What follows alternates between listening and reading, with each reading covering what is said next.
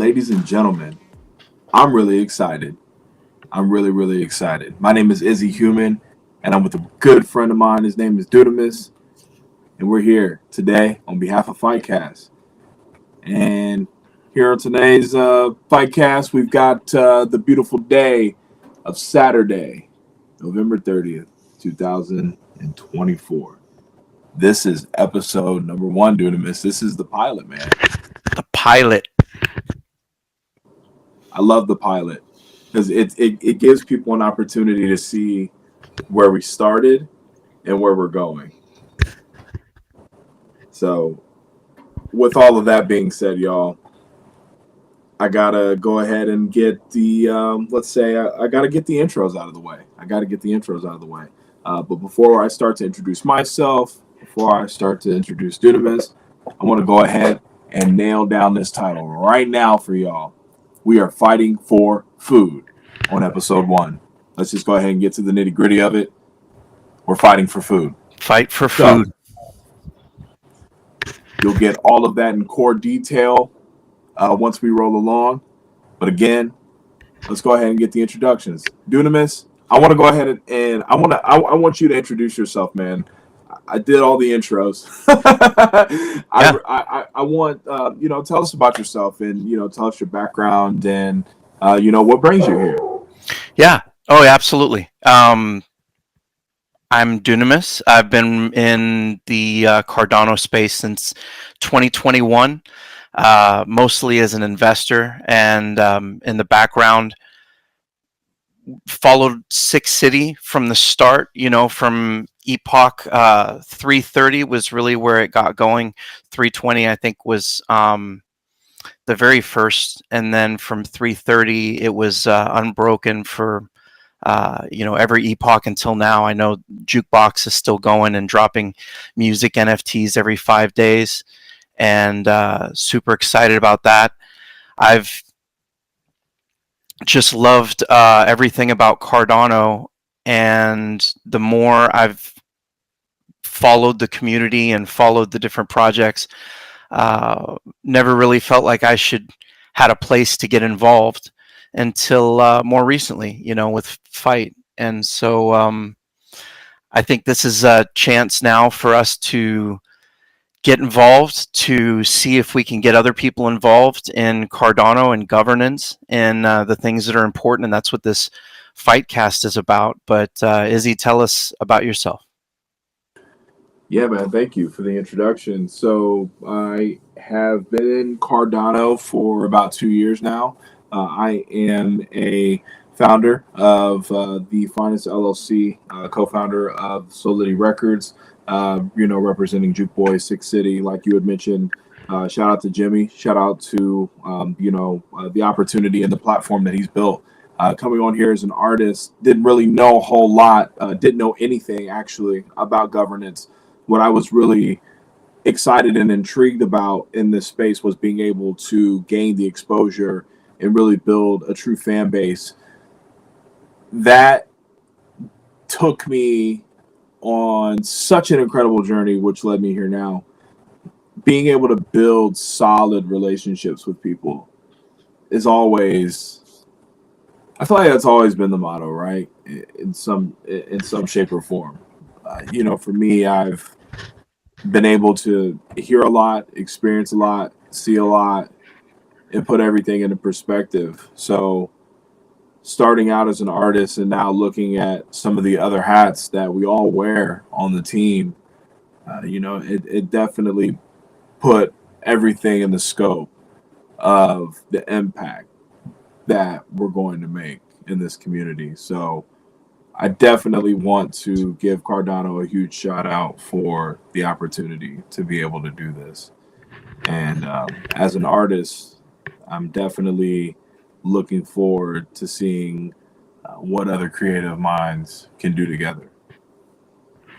Absolutely. And the thing you said about relationships, it's really been amazing, the people that we've had the chance to meet and get to know, from OGs in the Cardano space that were at the annual members meeting there for Intersect, as well as you guys, and just the when I say you guys, of course, I mean the Solidity Records crew.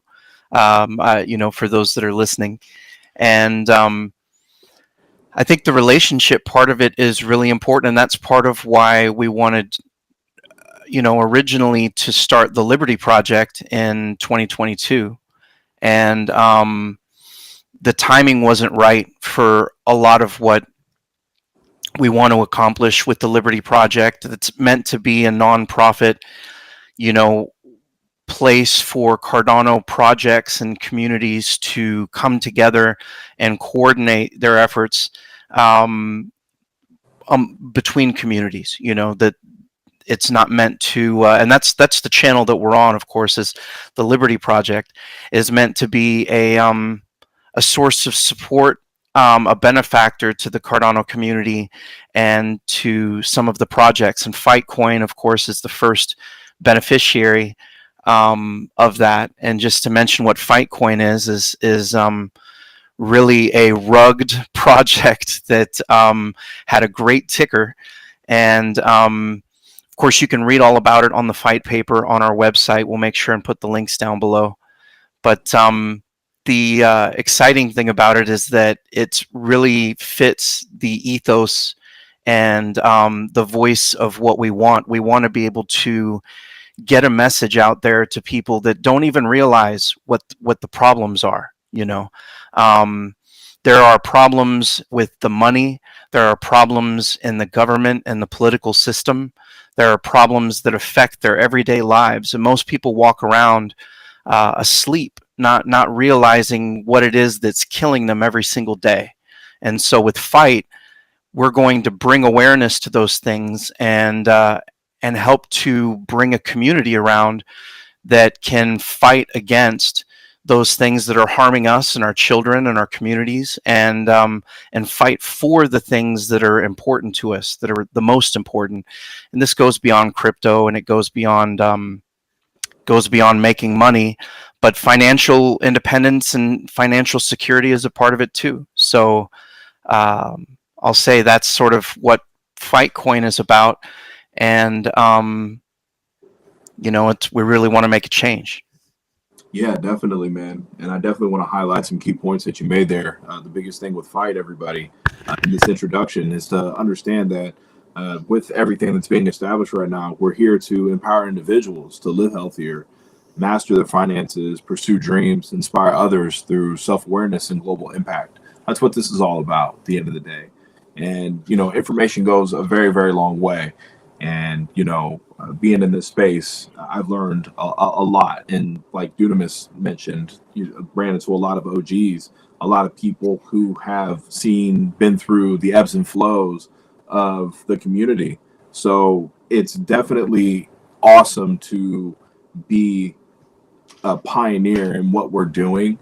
It's also great to have the relationships with people that have such high integrity.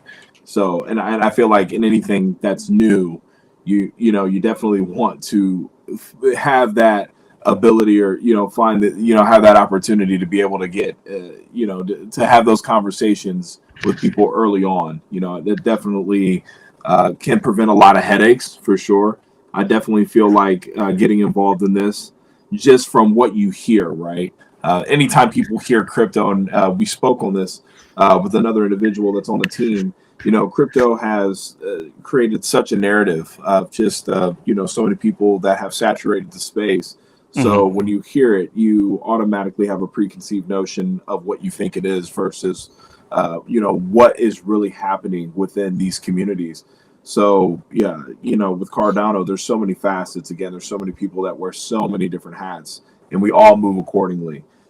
And it's also very important that we stay on task to be able to reach the common goal. So again, with all of this being said, this is much more than crypto and Cardano and in any of those things. These just so happen to be the platforms that we're in. But this is about the information. This is about education. This is about being able to reiterate the information, do your research, and learn, because there's so many different ways to learn. And as we get older, I feel that it can be a bit challenging to want to learn, or at least want, dig into something for another 10, 15 years when you've already spent 20, 30, 50, 40 years thinking this way.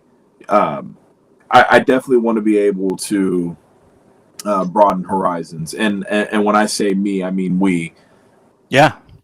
being able to broaden these horizons. So, yeah, really, really, really excited about all of this, and more to come, and really excited for the people that are going to be engaging with us. I'm really excited to start having conversations with you guys, and really digging into what life really means, and our role in this world, for sure. Yeah, and it's probably a good time to mention too that even though we had a chance to meet in person and talk about a lot of the stuff that and of course we're going to be getting together and talking every week in this format, but also after this there's a Twitter space, or X, X space that is going to be open to the public. So we're going to have a chance to answer questions and take whatever heat, whatever suggestions, whatever constructive criticism, or agreement, and we'll be there to listen and take feedback and grow along with the community. And that's really what this is about. It's every single one of us needs to take the information in our own way. We have to understand that there's a lot of people out there that have lied to us for a long time about a lot of things. And it's in this decentralized effort where we can come together and talk that I think we come to the real truth of things sometimes. So, Yeah, absolutely. And that leads us into our fight for food, and to really get into the nitty gritty of it. I want to go ahead and start it off a little deep, but I think that now that you guys know who we are and what we're all about, I think it's time to get to the information. So, Dunamis, tell me how familiar you are with this, but the incoming DHS Secretary Robert F. Kennedy Jr. made American health into an important campaign issue. He posted on X recently about the chemical tartrazine, which shows up in American processed foods, including Gatorade, mac and cheese, and even cough syrup. So I did a little digging, but I want to pick your brain, man. I want to pick your brain on what you're thinking with this. yeah, he pointed out just one of the chemicals that shows up in just about every kind of food you can think of. I know many of us feed mac and cheese to our kids on a regular basis, not thinking of it as a junk food, as something that really is cancer causing. The studies are showing that these different chemicals lower the IQ of those that eat it. That they're finding that out with the fluoride in the drinking water as well.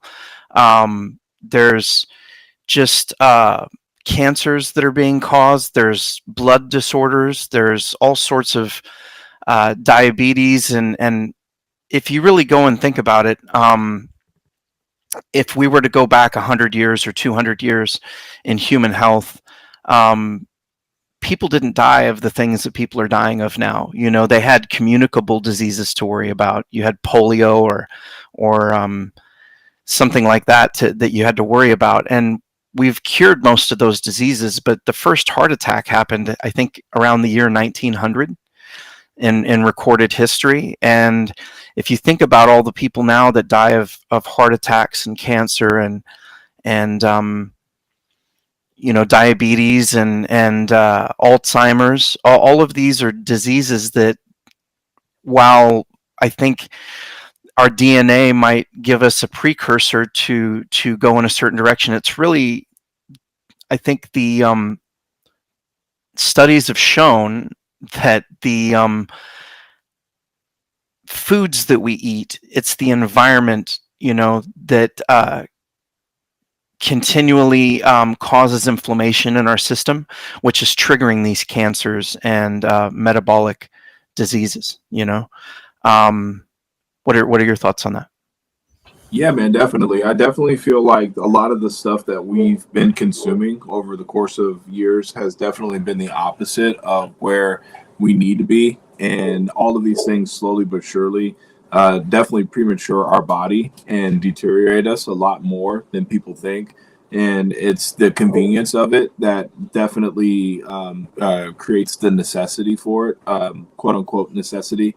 Hmm. And over time, we get into the mentality, we get into the space of, well, something's got to get me right, and I definitely understand that to a point, but I also feel like we as humans need to do our due diligence as far as these things, as far as just understanding like how we've evolved as humans, how food evolves.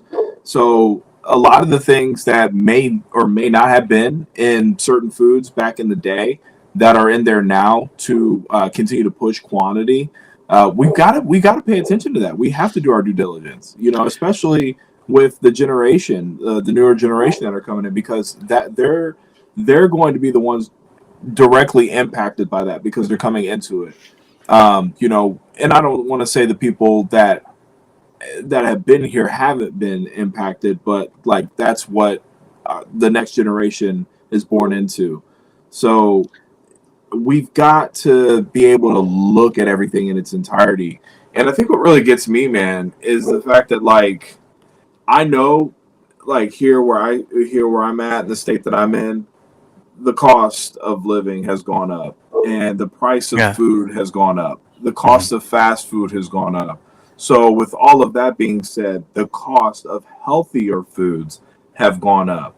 The stuff that doesn't have things in it, or I guess has less stuff in there, is more expensive. So you're telling me all of these chemicals and all of these preservatives and all of these things that we're putting in this food is cheaper than just leaving it alone? Well, that brings us to the problem and why it in some cases it is cheaper, or at least they think it's cheaper. When sometimes I wonder how much of it is just based on faulty models. The idea that, okay, we have to make enough wheat, let's say, in order to make bread for a city or for a business that serves a city, and so we know that in order to scale that up, we go to great big farms and we subsidize them. The government basically pays them money to be able to scale up in order to be able to do these things, and some of that is just faulty. I think it's just faulty understanding. And you combine that with the laws in the United States. We have what's the fiduciary responsibility is, the idea that a corporation has an ethical relationship of trust, is what it says online here. So it basically has to exercise its reasonable diligence, prudence, and skill in managing the affairs of the beneficiary or principal. Um, but it basically has amounted to the fact that a company in the United States, one that's publicly traded, has to do its best effort to increase its revenue every year, quarter over quarter, so that it can increase the money that's going to its shareholders, which are basically Wall Street investors, hedge funds, BlackRock, State Street, Vanguard. These are the companies that invest, and I want to be careful about naming names too much here, but basically investors invest in these companies that are, I don't know, I mean, we could search really quick how many food companies are publicly traded in the S&P. We'd say how many food companies are in the S&P, and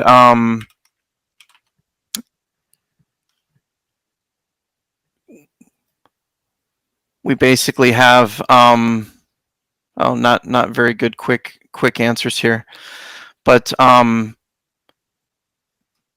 the fact that we have publicly traded food companies like Kellogg or like General Mills, that Kraft, General, yeah, Hershey, exactly, yeah, these are companies, their business is not to produce the healthiest food. So I would argue that just the incentives are in the wrong place. And I understand that there were reasons for these laws to be put in place when they were put in place, 150 years ago or whenever it was. But I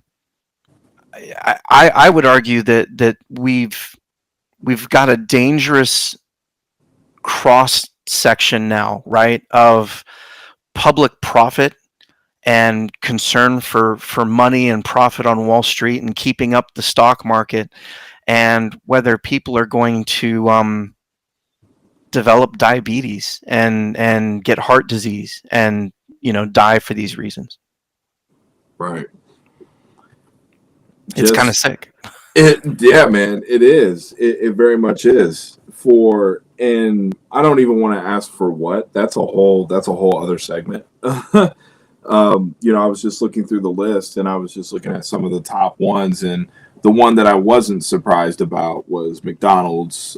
Hitting at 199.77 billion, being publicly traded. Nestle is actually at number one at 265.46 billion. They're the largest publicly traded with over 2,000 brands. So they are the global leader in the food and beverage industry. So, I mean, if you look into that, or, if you look at that and then you think about the products, and I mean, who didn't like chocolate milk, and the powder and the milk and all that stuff? Like, yeah, the stuff is delicious. It is. It's meant to be delicious. It's meant to keep you coming back. And you got to get to a point where, from a humanity standpoint, man, what's the bigger picture behind all of this?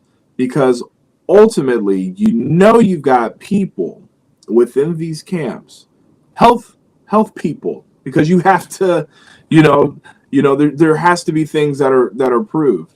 But there are people that know within these camps that over a certain amount of time, what are the effects of these things? Give me a 5-year, give me a 6-year, give me a 10-year, give me a 20-year. In the ages, starting out at the age of 5 or starting out at the age of 10 or 15 or whatever, and measure it from there. Like, they know, and that's the thing. Like, we could be having a completely different conversation on what sort of foods, or at least be educated on, here are things that we should be avoiding. And I start to see a bit of a break. Like, I'm starting to see a little bit of a breakthrough, but it's not always televised. This is going to be stuff that you may fall in a rabbit hole, and then you start watching these videos and then become more prevalent in your feed. And so I see it happen in a lot of different ways. But again, this is going to be another segment, when we start talking about this end of it. But a lot of the stuff, I mean, like, the motion's been televised for for a very long time, man. I mean, TV. That's when you think about all of that, like all of this other stuff and all of these apps and all of these other distractions, kind of they came a little bit later. Like, we had a little bit of forethought on it, but I mean, people were watching TV, so yeah. Yeah, there's been some documentaries around the problem in food where you have Food Inc. and Forks Over Knives and some of that stuff. But the thing that really just goes to show how deep the problem is and how pervasive. And I remember watching a documentary, and I just pulled it up right now in a Google search here, is Sugar Coated. Was a 2015 Canadian documentary film, and it basically outlines the impact of human health on the heavy use of sugar. It basically the thesis of the film is that sugar is toxic and that you shouldn't intake as much sugar as we do on a daily basis and a yearly basis as a human population. But that documentary was taken off of Netflix and swept away and hidden. It's not on any streaming platforms anymore. From their website, I believe they have a paid model where you can go and find it. It may pop up here and there on some indie sites, but in the same way that the tobacco industry covered up a lot of the information in order to make people think that smoking cigarettes was safe, that same type of tactics, I believe, were used against the sugar used by the sugar industry, I'm sorry, in order to suppress the information about how harmful sugar is. Yeah. And it's really interesting that you bring that up, because I was actually in a rabbit hole earlier today, and I watched a video of like older times and like royalty and whatnot, Mm-hmm. and they were talking about like hygiene and stuff like that, and they were saying like people that were wealthier would actually show a sign of wealth by not brushing their teeth, because the more yellow your teeth were, the more it showed that you had access to sugar. Oh, wow. Yeah, man.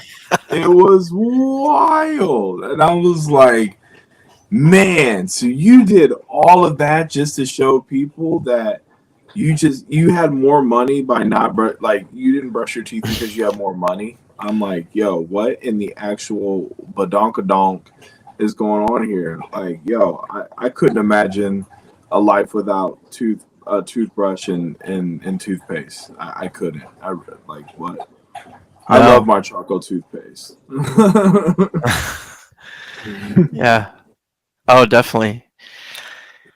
Yeah, it's crazy too how this food shows up. You mentioned McDonald's as being really high up on that list, right? Yeah. And it's it really is a matter of who has access to what kind of food, because it's you're gonna have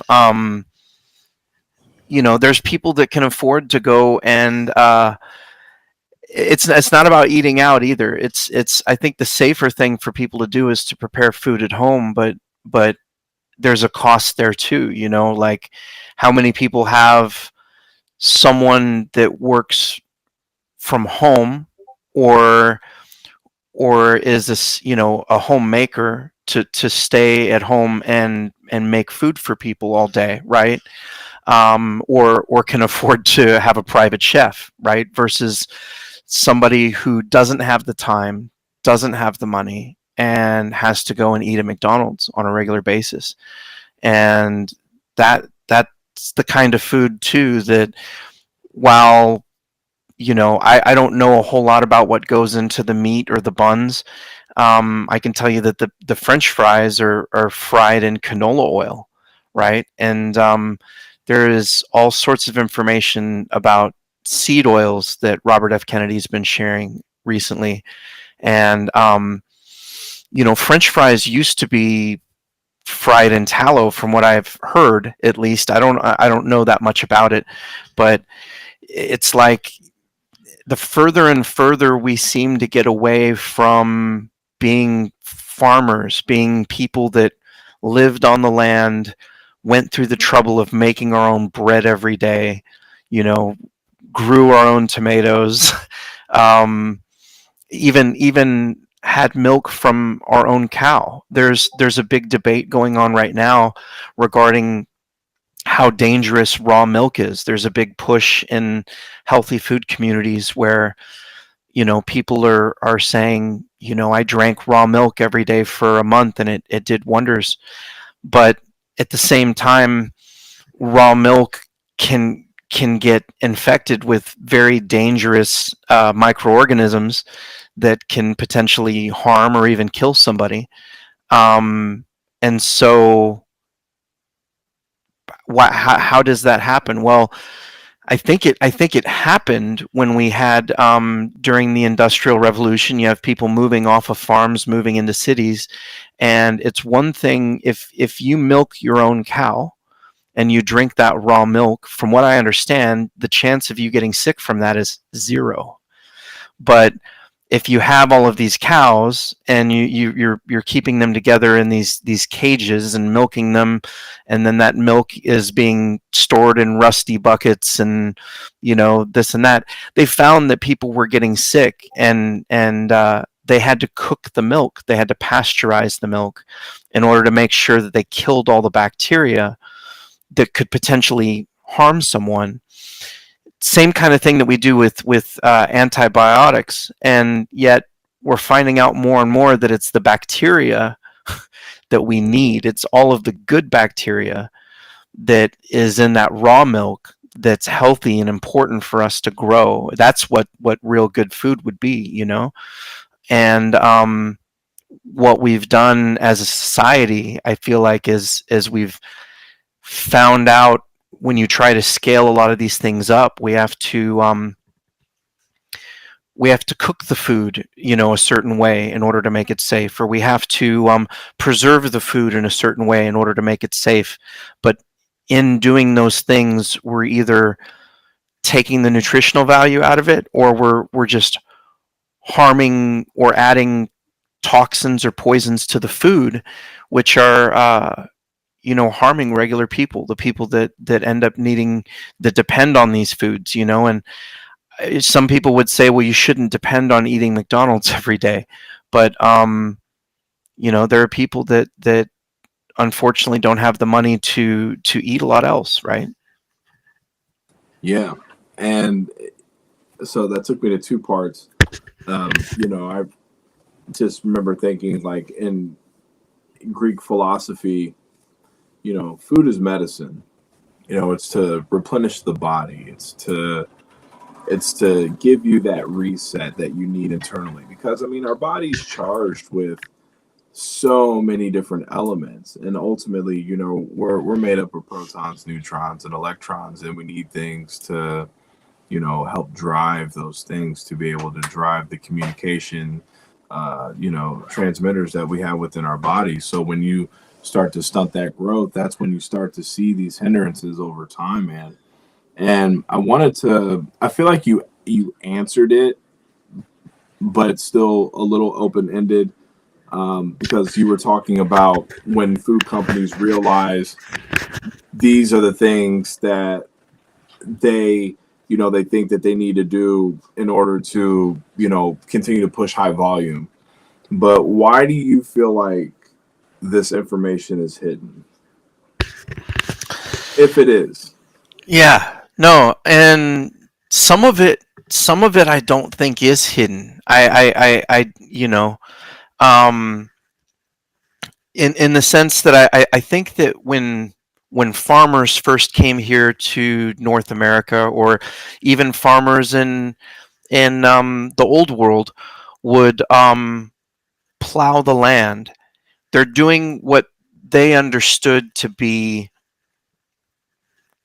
the best thing. I have to break apart this hard soil in order to put my seeds in the earth, so that there's room for that seed to germinate and create its own root system, and I have to get rid of all the grasses and the weeds. And so I think that there's human knowledge moves, I think, in a certain direction where we think we know what we're doing, and pride kind of gets in the way of us learning more. Where we learn, we should continue to see there's so much more we need to learn and continue to learn and grow. But I think agriculture for a long time has done a certain thing a certain way, growing it in large part corn and soy in probably the last 40, 50 years, especially.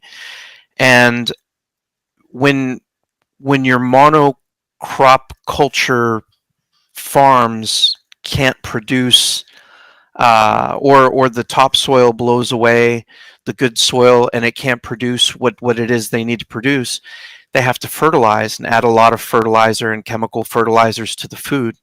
And we don't know what the effects of these things in the very long term are, but just in the amount of time that we've been doing what we've been doing, I think that we're seeing that the glyphosate is the chemical that is basically Roundup that is sprayed on a lot of the wheat and corn and soy crops in order to kill pests.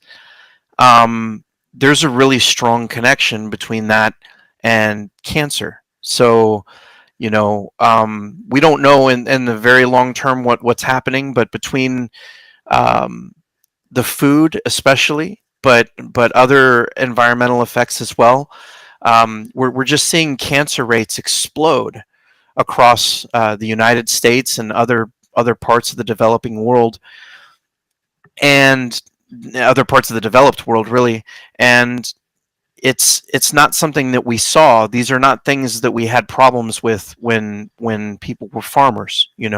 When people lived off the land, a more simple existence. They didn't have diabetes. We didn't have obesity. We didn't have the morbid obesity that we have at a massive scale in the United States right now. So, Yeah, and that leads into another end of it where it almost seems like there's a mentality of people aren't going to live long enough to really experience the true uh the true after effects of like consuming this stuff for a long period of time, because something is going to, something eventually is going to happen to them. um but now I'm looking at the pharmaceutical correlations to this, because now that you've got all of these things and you're having these health concerns, and some of this is tied into diet, which like what, well, a lot of it's tied to your diet, honestly, and working out. But now we're introducing medicines to regulate these issues, that but with the medications comes these side effects, and now you end up taking more medicine to prevent certain side effects, which then cause more side effects, and then you end up in this wild crazy loophole of just paying a bunch of people in pharmaceuticals to take care of you and put you on controlled substances, and you get away from all of that. Now you're replacing food with not even natural medicine at this point. Like, we've gotten so far away from that. well, and that's why it doesn't ever actually treat the root cause, because all the time that you're taking the pharmaceuticals, you're continuing to eat the same processed foods. The processed foods are really the problem, the ultra processed foods.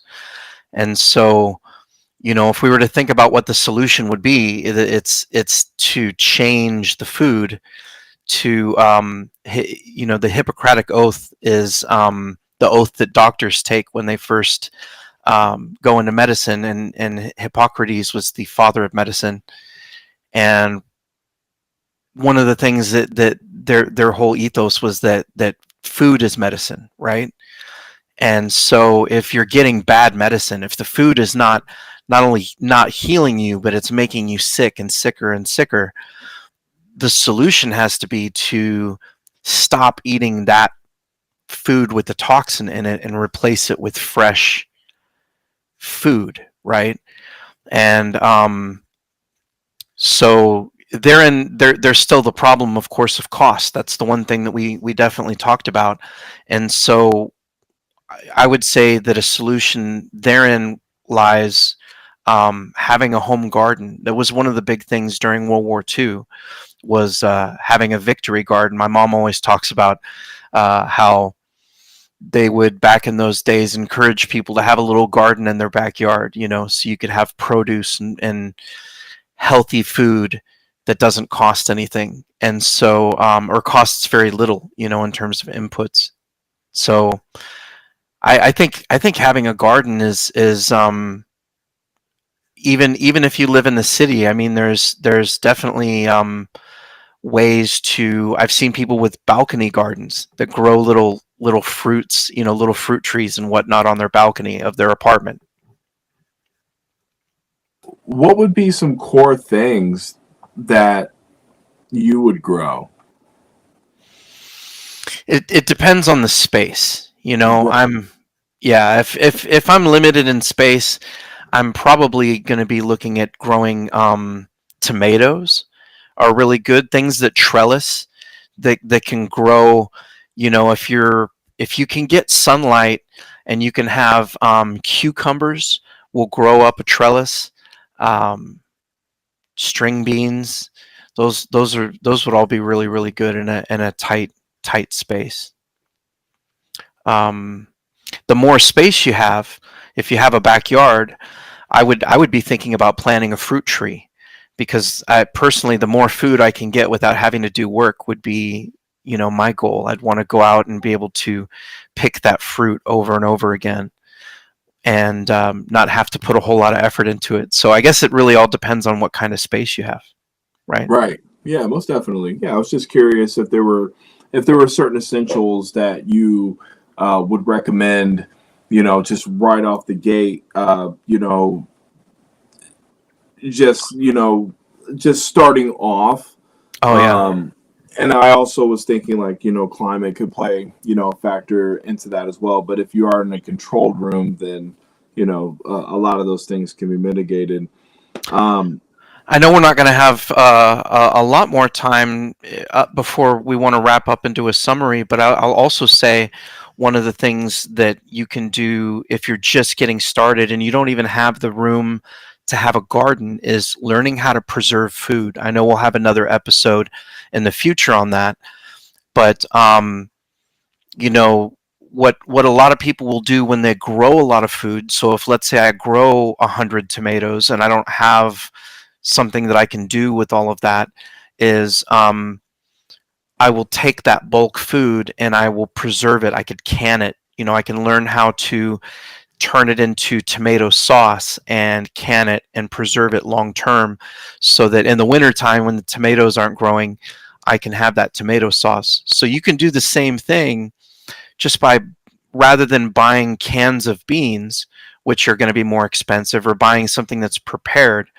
is by buying a bag of beans, soaking it in water, taking the effort to prepare it, get it ready to cook, and then or just learning how to do things more from scratch. You know what I mean?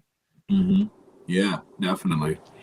I was also going to mention this too, and I know we're going to be getting wrapped up here pretty soon, but another thing too, just even outside of food, is knowing that you don't have to overindulge Yeah. yourself with food. Practice fasting. Fasting is, I feel like fasting doesn't get enough credit. Um, and I feel that that is a really good way to reset your body.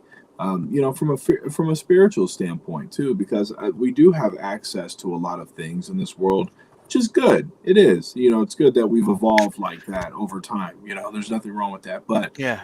because we have access to so many things, it just becomes like we create these unnecessary necessities that we think that we need. So, just because you have the convenience to go do, or, go get the sandwich, or go do that, or, like really discipline yourself and how you want to, look at this is key. But yeah, I feel like fasting should definitely be something that gets tied into what you're eating, knowing what you're eating, and just being able to move accordingly to that. Yeah. Yeah, that's important for health, letting your body reset in that way too. So Yeah, we'll definitely have to have an episode on fasting for sure. Yeah, we definitely do, man. Yeah, it's definitely been great. I'm really glad that we're able to get this show rocking and rolling, and get it get it on the road, man. I'm really excited for more to come. Again, y'all, this is the Fight Cast. My name is Izzy Human. This is Dunamis. We're fighting for food. We're fighting for so much more. We look forward to engagement. We look forward to the followings. We look forward to a lot of things. I definitely look forward to having more discussions with you and really making an impact on people's lives. Man. And we're going to be in that X space here in a second to be able to interact with everybody. And so we want to make sure everyone like and subscribe these as they come out on YouTube and on X. They'll be cast. Indeed. We're going to be expanding. Definitely going to be expanding. So you guys stay tuned. There is so much more to come. Absolutely. It's been awesome, Izzy. Thank you, man. And can't wait to talk to you next week. Yeah, man. I'm super excited to speak with you, man. Let's keep going. Awesome. Bye. You could try to play, but you're never gonna beat me. Look the other way, what I'm doing ain't easy. Bloody hands stained from the people who deceive me. Muddy hands break through the chains, go free me. Looking for change, looking for pain. Pulling a mob, pushing a train. I'll never stop, stick to a lane. Pick up the pieces and go rearrange. I'll be the best above all the rest, put me to the test and expect nothing less, you check as I'm chess, what's happening next, yeah. He got the venom, a tangible weapon, no coming in second. This life is a lesson, he got a new engine from pain, that's a blessing. New focus, no guessing, just bold and obsession. All in his possession, you got their attention. I'll leave an impression and take a redemption. Just kill, no discretion, your mind is a weapon. 11-11, it's time for progression, You could try to play, but you're never gonna beat me. Look the other way, what I'm doing ain't easy. Bloody hands stained from the people who deceive me. Muddy hands break through the chains, go free me. People like sheep move feet, hurt it easy. You don't wanna be fast asleep when they're scheming. Better stand tall, ready for a fight, believe me. When they drive the chains, you can say no, free me. So he's been looking for somebody who could save him, instead of searching inside for what they gave him. A strong will, strong mind causes mayhem. We could change the world, change times, rearrange them. Staying on pace, running the race. Life is a chase, I don't want a place, I wanna be first. Work till it hurts, dehydrated thirst till I'm in a hearse. High ambitions and the right mind can take you so far. It's like you lived a few lifetimes. Take off from a break off from the weak minds, they can stay soft. You can change lives, you create thoughts, never waste time. You got one shot, you got one life, better pop off. What do you like? Make a dream job. No 9-5, no mean boss, just my life and free thoughts. You could try to play, but you're never gonna beat me. Look the other way, what I'm doing ain't easy. Bloody hands stained from the people who deceive me. Muddy hands break through the chains, go free me. People like sheep move feet, hurt it easy. You don't wanna be fast asleep when they're scheming. Better stand tall, ready for a fight, believe me. When they grab the chains, you can say no.